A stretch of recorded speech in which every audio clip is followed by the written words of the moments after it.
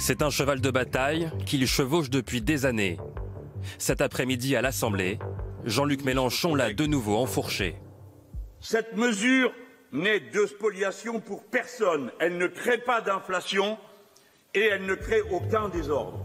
Le leader des Insoumis veut annuler la dette publique de la France détenue par la Banque centrale européenne. Jamais dans l'histoire des dettes de cette ampleur n'ont été payées. Il ne vous reste que 4 cas.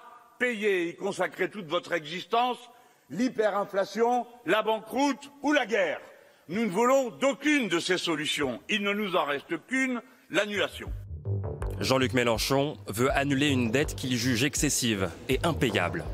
Ma solution, elle est très technique. Premièrement, les titres actuellement dans les coffres de la Banque centrale européenne sont gelés, mis au frigo, transformés en dette à 100 ans et sans intérêt.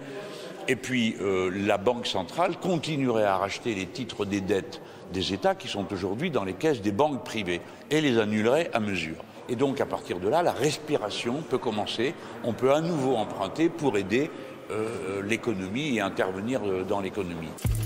Donner de la respiration à une économie plombée par la crise du coronavirus. Idée défendue récemment dans une tribune par un collectif d'économistes classés à gauche. Selon eux, l'annulation de cette dette publique par la BCE devrait libérer 400 milliards d'euros. Comme les Insoumis, ils voudraient voir cet argent circuler dans l'économie réelle, vers le social ou l'écologie.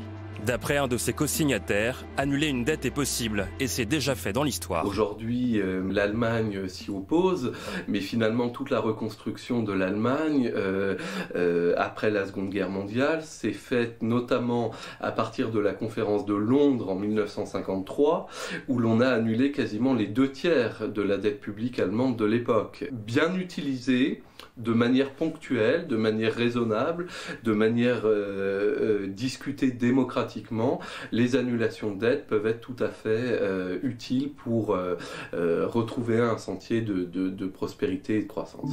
Le raisonnement se heurte à une toute autre conception de l'économie, basée sur la confiance, la crédibilité, le sérieux budgétaire.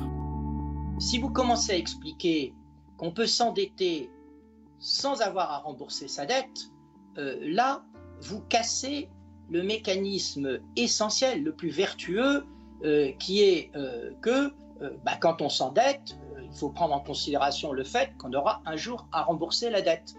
Et donc, il faut faire très attention à ces mécanismes. Et je le répète, regardez dans l'histoire de ces 200 dernières années, tous les pays qui ont fait défaut, qui ont été incapables de rembourser leurs dettes, en ont subi des conséquences terribles.